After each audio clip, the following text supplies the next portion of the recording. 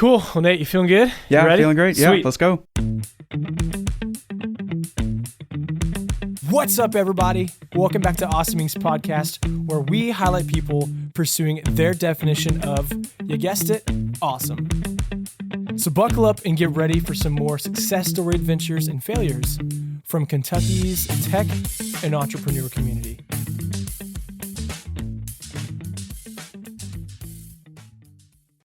Well, hey guys, thanks for tuning in to the Awesome Inc. podcast today. Keith and I have more than a privilege to sit down with Nate from Louisville, whose startup is CASPER. Do you go by CASPER Security or just CASPER? Yeah, everybody ends up calling it CASPER, so we'll just roll with that too. Yeah, CASPER, not the friendly ghost. He's actually doing things unghostly. Not the mattress too. Not the mattress. Oh yeah, not the mattress too. We'll get into what he does. So not the mattress. He's not a ghost. He's a great guy. He's really passionate about what he's doing. And so Nate, thanks again for driving over today to get oriented. We're excited for you to be in the fellowship for the rest of this calendar year and into March of 2021. So to kick things off, can you tell us what CASPER is? So I think you're actually not too far off from a ghost, right? It started off as just the completely autonomous solar-powered event responder. And so if you count the letters there, that's CASPER. But the way we look at it, it's a virtual resident for vacant and abandoned properties, right? Something that does haunt the place and kind of keep an eye out. That's good. See? I like that. Something that keeps an eye out for abandoned places, really to help neighbors and first responders who go to these places when events turn into catastrophes, right? We started off with letting city governments know when properties catch on fire, and now we're looking at doing squatter detection to kind of help protect, the neighbors, first responders. Things happen at these places, and if you can prevent people from being there when they're not supposed to, that just makes the neighborhood safer. So that's what we're trying to work on. I love it. And Nathan, this is an issue. Abandoned properties is an issue that you've been passionate about your entire life. Is that right? That's right. Born, right? No, our story is interesting. Sometimes I think of myself as an accidental entrepreneur because, at least in this case, my friends and I competed in a hackathon hosted by Louisville Metro government.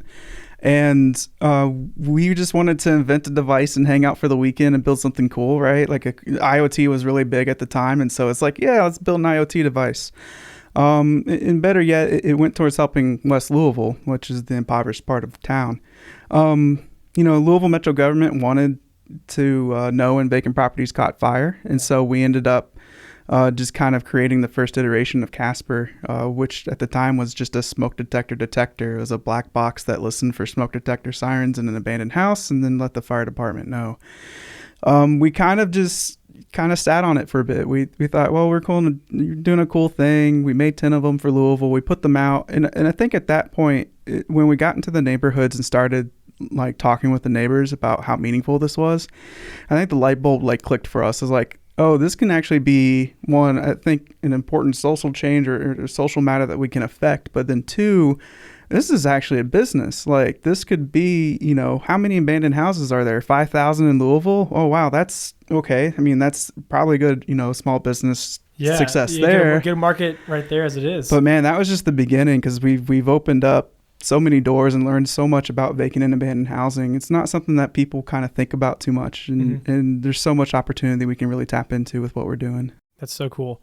So before we go any further with talking about the hackathon weekend where you guys created CASPER, can you give us a little more background? So you're Kentucky native. How did you end up getting to this hackathon? What are some highs from you from where you're born, maybe where you went to school? Did you study computer science? Yeah, all of the above, right? Okay. Quickly from Bowling Green, Kentucky, went to school at U of L Speed School. Started off as a computer science major, ended up double majoring in computer science and then electrical engineering. So one of the rare people that kind of understands, electronic product development from the sand that you put into it to the back end software, right? Soup to nuts. And through U of L, I learned about Level 1 Hackerspace, and now that's a 10-year-old makerspace. I've been involved with it for at least 9. And it's just second home, right? You're hanging out with buds, you're making crazy things. So it's just always been a second home for us. And that's just kind of, again, where kind of this whole entire CASPER thing came from, because Louisville Metro government had the hackathon at Level 1, and that's kind of where it all kind of took off from there. So was Level 1 your entry into the startup world, or was there another avenue that led you there? No, burnout was my entry to the startup world. I like to do a lot of things. I hadn't had a vacation in my life since starting college. And so I was working at another company in Louisville, and left after a year and a half. That was my first real engineering job. And I was just like, I don't know if I want to do this or not. For the rest of my life. And so actually just hanging out at Level 1, we met a couple of entrepreneurs there and got hooked up with Chris Bailey, who was at the time doing Gear Break. And it was so funny because I was just like, I had this idea in college too. Like this was just a smart brake light for motorcycles at the time. And I was like, okay. And then Chris and I, we worked together a little bit to kind of develop that product further. Ended up going with Gear Break through the transformation into Revio at Techstars Detroit. And then, the rest was history at that point. I did some other things too. You just meet a lot of friends. One of my friends out of college was Kella Avanier with Mailhaven. And so we also was, working with him early on Mailhaven prototypes and just what can you do about smart mailboxes, right? That's cool. Keith, were you around here when Mailhaven was in the fellowship? Oh, yeah. So you keep finding yourself in real estate gigs here. Yeah, kind of, right? That's funny. Yeah, whether it's protecting people's mail or protecting people's whole neighborhoods through virtual tenants. Virtual, yeah, that's right. When did that phrase first come up? Because I feel like virtual, that's what you use, right? Virtual tenants? Yeah, virtual residents. Virtual residents. Okay. Was there a moment where you just said that and you're like, that's brilliant. That's what I need to use? Maybe just 6 months ago. We're just trying to think through you always like 5 whys, right? You go through and you keep asking yourself, why are we doing this? Why are we doing this? Why are we, and you just keep going down that chain. And maybe that rabbit hole took me down maybe 12 or 13 iterations, but it's like at the end of the day, we're just trying to put people in places that don't have people right now for economic situations. Right. Yeah. I mean, it's just kind of, that's what we do. Mm-hmm. So jumping back into the first iteration of Casper, what was the moment where you said you got your initial start for this vision? Was it when you're going through abandoned houses and you saw that people actually had a need for this, or was there a definite moment in your mind that really was planting the flag in the ground, like this is it, this is what we're going to do? So the innovation was, at the time at the hackathon, the thought and the innovation was, I really can't compete with the $5 smoke detector. Like you can't put that sensor into a circuit board and be cost competitive. So there were people who invented things like, they literally put a circuit board inside a smoke detector. And I'm like, well, they have UL certifications and all the safety regulations around them. So I don't want to touch that. Just want to be the piece that relays the information. That's what the core problem we're solving. But, to the bigger picture of what the full potential of Casper could be, I mean, one, it's just talking to the neighbors and understanding their issues. But then two, I'm always asking myself, like, is this the full story? Mm-hmm. Right? And it's not. Why are houses abandoned? Who owns those houses? Oh, well, it turns out it's a family who owned the house since the 50s and, retired or passed away, and it became abandoned, and paid off for, and it just sits there. Sometimes it's the foreclosures, right? And so, foreclosures, who owns the debt on that? It's the banks. And then what do banks do when things go wrong? Oh, they have insurance, or they self-insure. So we've opened up this whole, it's not really a can of worms, but this whole entire, the way I see it is just like a blue ocean or a plane, right? Of just opportunity around vacant and abandoned housing that nobody's really thought about before. And everybody has all sorts of different needs, right? City governments, it's all about public safety, keeping the neighbors and the first responders healthy and secure. But, if you're a bank or, maybe a real estate investment trust or any other entity that owns a lot of houses, at some point you're going to have a certain vacancy rate. And you start to worry about flooding and pipe bursts and other things like that.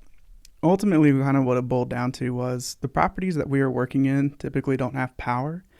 And so we needed sensors and devices to be incredibly low powered. And our hub itself, Casper, it's got solar panel on it. So that way it can be self-sustaining. Because the other thing people hate is changing out batteries, right? That is so true. Right? Like that's just, it's so wasteful. And so it's just kind of this, amalgamation of ideas, green technology, maintainability, that's helping a social issue. Mm-hmm. There's so much to it. Yeah, you mentioned changing batteries. My mind kind of got stuck there. I was thinking about the 2 a.m. little bird chirp sound from the fire detector, smoke detector. Oh man, those are annoying. Yeah, and you can never find where it's at. Exactly. And you go to all 4 of them, and then you realize that was the one outside your bedroom. Yeah, I think it should leak water or something. Like, it should just make a spill in the hallway or whatever. It's like, oh, that wet spot, smoke detector. How dare you? Oh goodness, that would be a nice adaptation to those.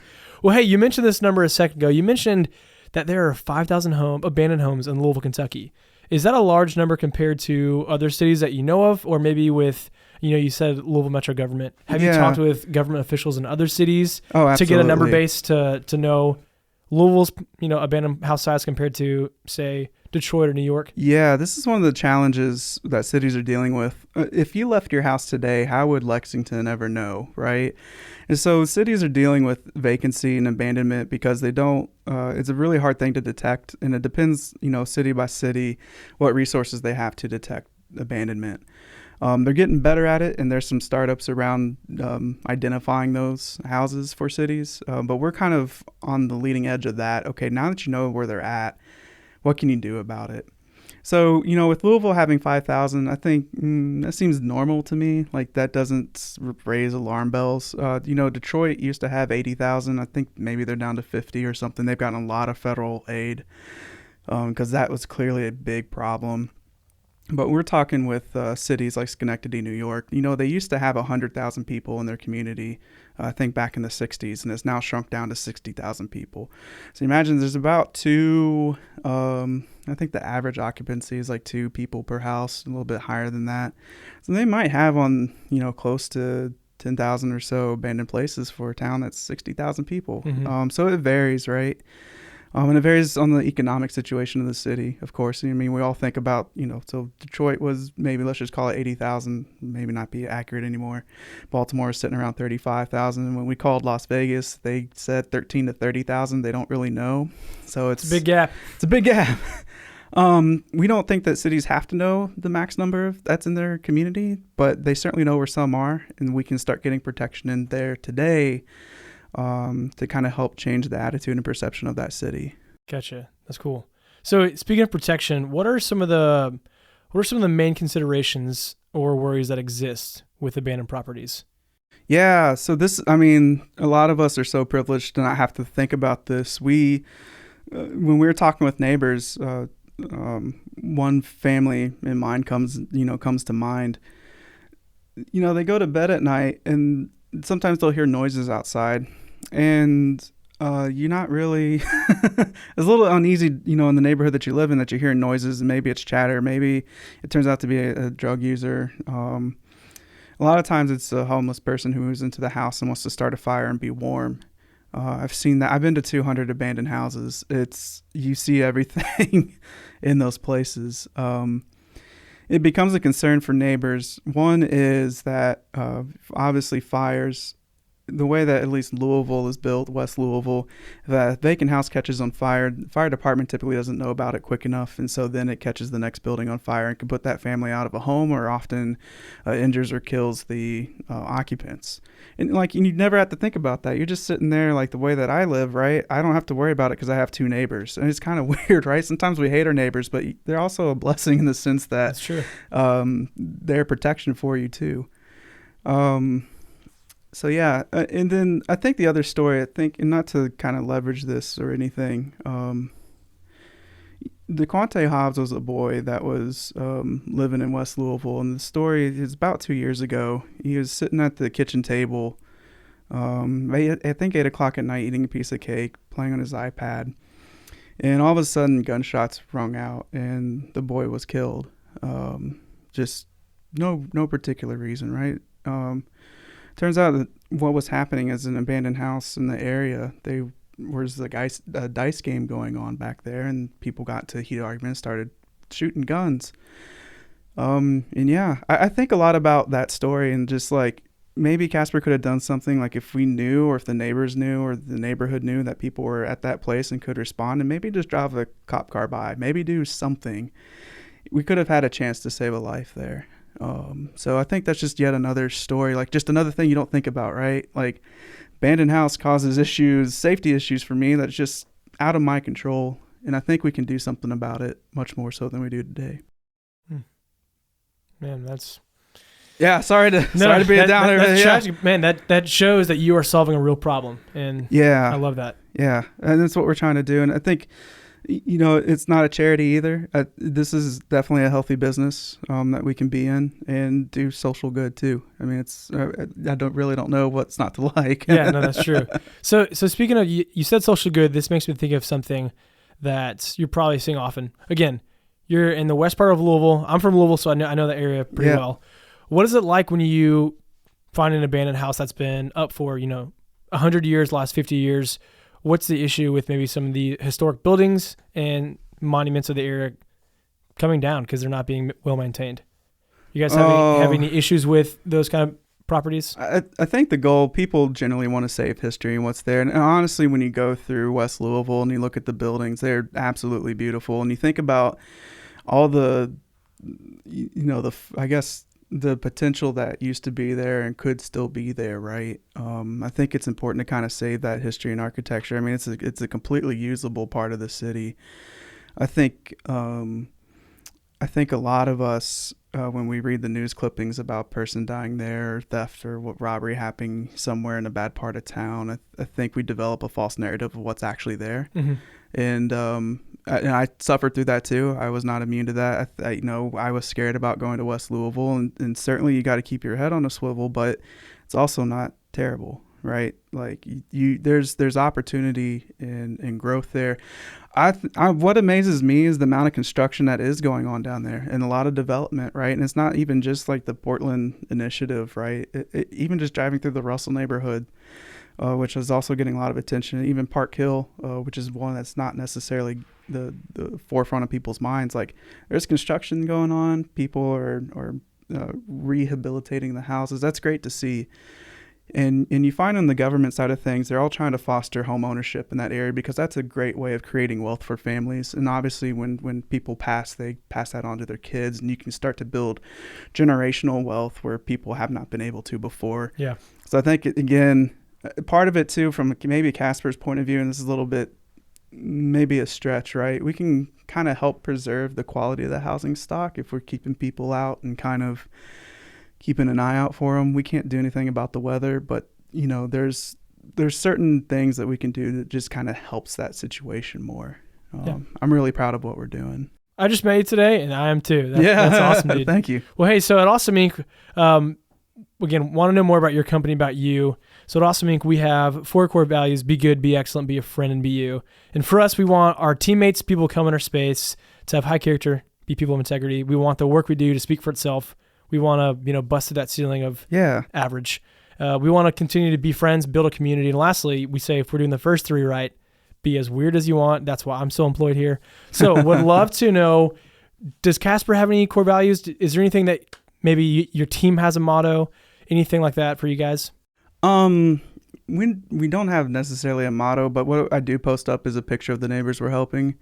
I think that's just kind of keeping them on the forefront of our mind of like, why are we doing this? Because you're always going to hit tough times in the startup, and we're not trying to do this to make a huge killing necessarily. A huge monetary success. I think keeping them on the forefront, because it permeates your business so much, right? Okay, so how am I going to help these neighbors today? Well, I've got to have an excellent product that the city wants to use. Well, who's going to use the product? It's the installer, it's the neighbors. We'd let neighbors know when things happen at the same time the fire department does. When have you ever heard of that happening, right? Because a lot of times we wake up in the middle of the night and we hear the fire trucks and the place is already engulfed in flames, right? Mm-hmm. So, but how cool would it be to get the notification at the moment that the fire actually happened? And that buys you 5-10 minutes of safety in preparation time. Huge deal. But anyways, tangent. No, that was great. No, that's good. That makes me think of you guys are acting as the real friendly neighborhood Spider-Man. Well, a little bit, but we keep ourselves motivated by thinking about who we're helping, and like I said, that permeates every piece of our product. We can't help the neighbors if the government doesn't want to use it. We can't help neighbors if the installer thinks it's crappy to install and it takes a long time and it's not cost effective. So it really just always boils down to them. How do we serve those people? And those people, like, again, it's a false narrative, are those people really valuable people in our community? And the answer emphatically is yes, they are. And so they deserve the same amount of protection regardless of their home value or current living situation. Nathan, in what way is the message transmitted to the fire department or to the neighbors? How does that actually get to them? Yeah, robocall, text, or email. Typically, neighbors prefer to get the phone calls and text messages. We also have to kind of keep in mind. I mean, smartphones are fairly ubiquitous, but they're still lag in technology sometimes too. So in the fire department, we have a call center. So when we get an alert, we forward it to a call center, which calls 911 on our behalf. And so that's kind of how all that works. So it's very, very typical of a security company. Nate, what do you think are some habits or good habits specifically that you have that make you cut out to be an entrepreneur? Oh, man. So my greatest strength is being able to learn and always being curious. I don't set limits for what I can and can't learn. I was trained as an engineer in college, but that's not who I am. I'm not an engineer. I'm a person first and foremost. And so I know I've got a skill set in engineering that can help me kind of keep food on the table, but I've also learned marketing. One of the few things that I haven't really talked much about before, back in 2009, the graphic t-shirt business was really big. Everybody was liking those really cool, funny shirts that people, just simple t-shirts, right? And one of the best websites you can get them from was Woot.com. Woot.com? Woot, yeah. Okay. Woot, and there was a shirt Woot, and they had a thing called the Derby, which was their weekly contest. And so the public could submit shirt designs to this contest. So this was the 83rd one they did, and the theme was called Exercise. And the idea was just to make an funny exercise t-shirt or whatever, right? And so I put in a design. It was hilarious. It looked like a motivational poster, but it was a T-Rex chasing a stick figure, and it said, "Exercise, some motivation required." And it's funnier when you look at it, right? That ended up being Woot's, I think, third or fourth highest selling shirt ever. Whoa, no that's way. Awesome, bro. And so again, it's like, what did I have to do to get there? I had to learn Illustrator, right? And and just developing that skill set and just playing around with it. It was a terrible drawing. I look back at it now because I was like, that's not how you're supposed to use Illustrator. It's pretty bad. But yeah. That's amazing. Yeah. So I'm always learning new skills. I don't find anything outside my comfort zone ever. It's always important. And part of that is just kind of like my view on life, right? Mm-hmm. I've only got this one life to live. I don't want to just be this tiny engineer. This one? That's it. Yeah. That's great, dude. I just don't want to be known as an engineer or whatever. If anything, you want to be known as somebody who impacted people's lives and made it better. Yeah. Yeah. So you're telling me that the shirt's still available? It is. Yeah. What an amazing lesson you just told us, and here I am more concerned about can I buy the t-shirt? I just slacked it to you. So after this, you can buy it. Good. You can buy us all a copy. So again, it's like my life has kind of been defined as accidental entrepreneur in a sense, right? Yeah. It's just awesome. Kind of walk into opportunities. Right. You mentioned this pretty casually. I want to come back to this. You haven't taken a vacation I have now, but okay. Yeah, at the time, right? It was going through speed school, going through high school. My family never really took a whole lot of vacations, and so just kind of it had been like 10 years of just exhaustive studying and things like that. And so I think at that time, like after I left that job, that's when I took a big break, right? Yeah, I was hanging out at level 1, and I just got involved with Chris Bailey, and Gear Break is just kind of a fun thing to do. I didn't really know where it was going to take me, but here I am like 5-6 years later. I'm just like, oh, this is cool. I actually like this life a lot now. I think it's exciting. I always kind of tell people, because they always kind of, okay, so Nathan's an engineer, Lego bricks, ha, ha, ha. And I'm like, the best part about being an entrepreneur is you get all the Lego bricks. You get all sorts of you get the regular, whatever, normal blocks, but then you get like these spongy types of blocks, like people skills and working with people and things like that just aren't what you're used to working with. So that's just another way I look at it, right? Mm-hmm. Business is yet just another fun Lego creation in a sense, but you get to use a lot more cooler pieces. That's great. Last question from me is if I could gift you 5 more hours per week, how do you think you would spend them? Oh, if I had 5, not 5 of your hours, but 5. Yeah, not specifically from my life, but if I could magically add 5 more hours to your week, how would you spend them? Oh, there's so many different things. Maybe truthfully, I'd spend it more with my wife and just hanging out. I think there's something to be said. A lot of times we solve problems in our head where we're not focusing on the problem. So I think a little bit of that right now in my life currently, I'm working a lot and doing, a part-time job while also trying to lead Casper. And so it gets heavy sometimes. So maybe that's not the coolest answer. That's a good enough answer. That's a great answer. What's your wife's name? Katie. Yeah. Katie, I paid him to give the answer, by the way. I'm just kidding. No, that was from the heart. Well, hey, Nate, this has been great. I have one final question for you. Keith is always going to champion this question with me. So we work with a group of awesome individuals who are trying to solve problems across our state. So thank you for the work you do. But you're a human being, and you learn through your failures. So what is one piece of advice that you could tell yourself the day you started Casper that you know now? It's going to be a business. I mean, we've kind of waited a couple of years just not really understanding the opportunity of what it was. And so I think if we kind of thought about it a little bit more, the opportunity, and asked a little bit more questions, we could have gotten this a little bit out sooner, right? Because now 2 years have gone by, perhaps, in progress that we could have made. Maybe we would have already been in 25 cities today. Who knows? Yeah. So that's the thing. Just always be looking at the opportunities and kind of looking at it through that lens. That's great. That's a good lesson. Yeah. I mean, just everything's an opportunity. Well, cool. Nathan, awesome. It's great talking with you, man. Absolutely. Thanks for the opportunity. I'm excited to be here at the fellowship, and again, I'm excited to use these resources to take Casper to that next level. Let's do it. Well, that's it, guys. Thank you so much for checking out this episode of Awesomings Podcast. And another quick thank you to Lee Rosevere and a few members from our community who provide the music that you hear in this show. Lastly, give us a follow on Instagram, Facebook, all that jazz. Or, even better, come on down to our space. Come be a part of our community and get plugged in, and let's start something awesome together. You guys rock. We'll see you next time.